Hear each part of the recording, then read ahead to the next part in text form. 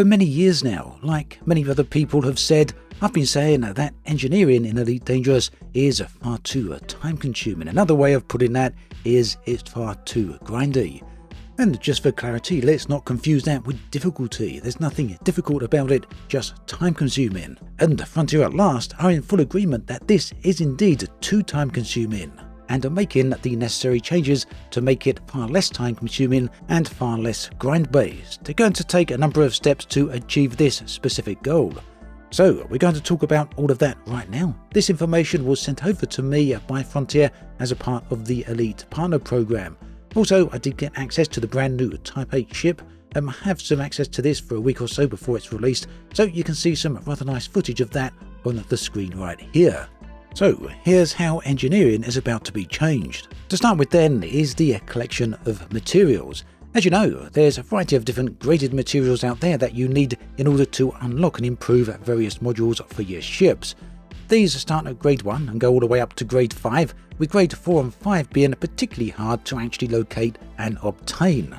And this was simply down to the low number of material fragments that were available in each specific location. Essentially, you could find around about 3 to 6 different fragments of grade 4 to grade 5 material at any one site, and then you'd have to head off to a different location.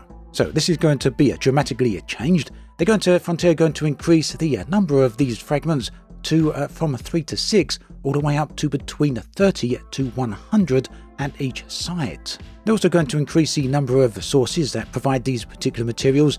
So for example, at the crashed Anaconda sites, there'll be a lot more canisters where you can locate these materials. So personally, I'm all for this change. I think it's a massive improvement and has been needed for a very long time now.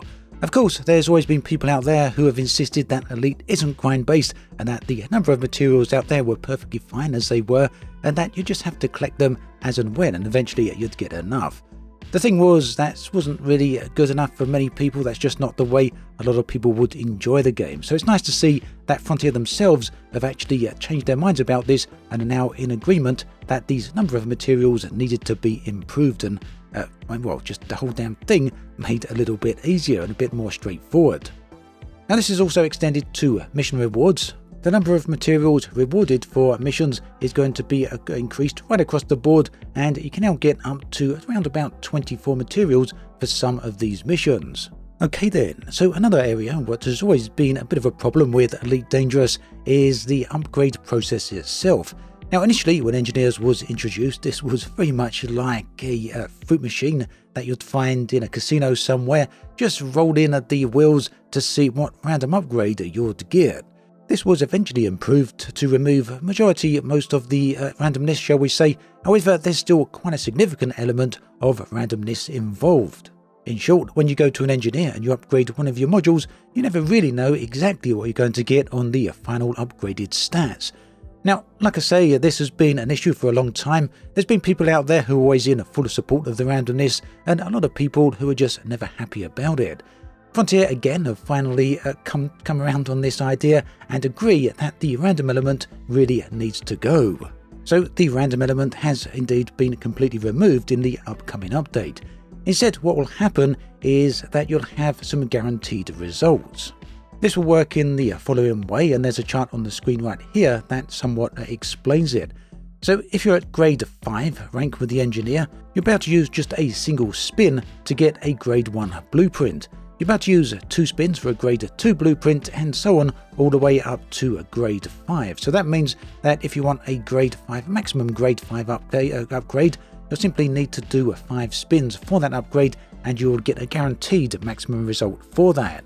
So this will now make things feel a lot less like a random fruit machine at a casino and a lot more like a specific upgrade, a dedicated upgrade at a regular engineer's. You simply go there and get a little bit work done at a time until you reach the maximum upgrade. I think this makes a lot more logical sense, and it's a lot more interesting for the gameplay as well, because it means that generally you're not wasting the time.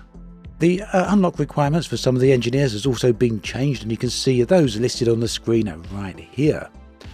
Now, the upgrade process for ships is not the only thing that's been changed.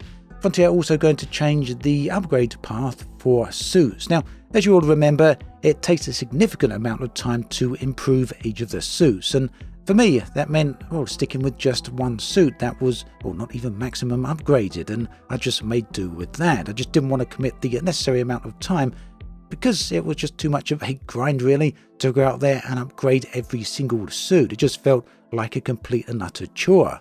How are Frontier going to address this? Well, what they're going to do is reduce the amount of materials that are required to upgrade a suit.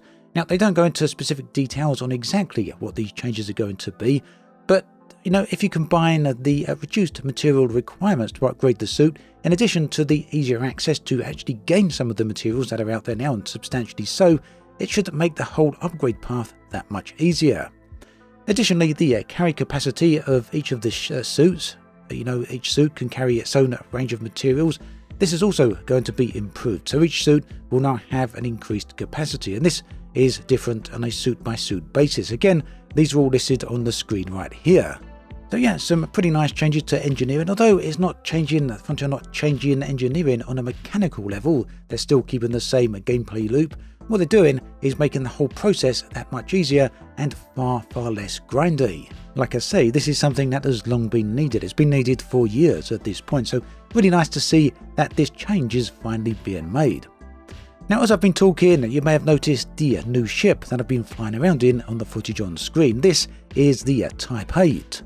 I'll have another video a little bit later on which goes into a little bit more detail on this particular ship. I don't want to talk about it in this video, as I wanted to reserve this video exclusively for engineering, but I think you'll enjoy seeing the footage here at any rate. It is a nice ship. Unfortunately, there's not a whole ton of footage here just yet, as, I kind of ran out of time. I wanted to get this video out there so you could hear all the information.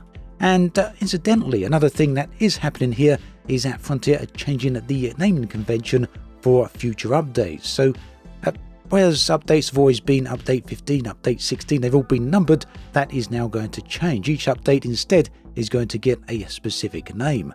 Well, you know what, that's kind of like how things used to be. Remember, the update was the Engineers, the Return, which was the Thargoids, and all those kind of things which actually made a logical sense.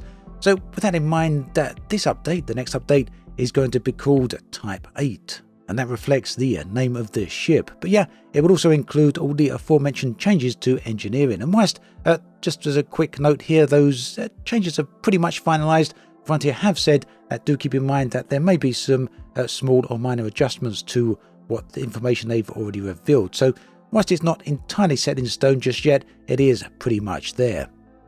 So yeah, do keep an eye out for the other upcoming video. I'll have another one out there pretty soon. Thanks for watching this one. There's another video on the screen right here if you want to check that out. I'll catch you all next time, and take care.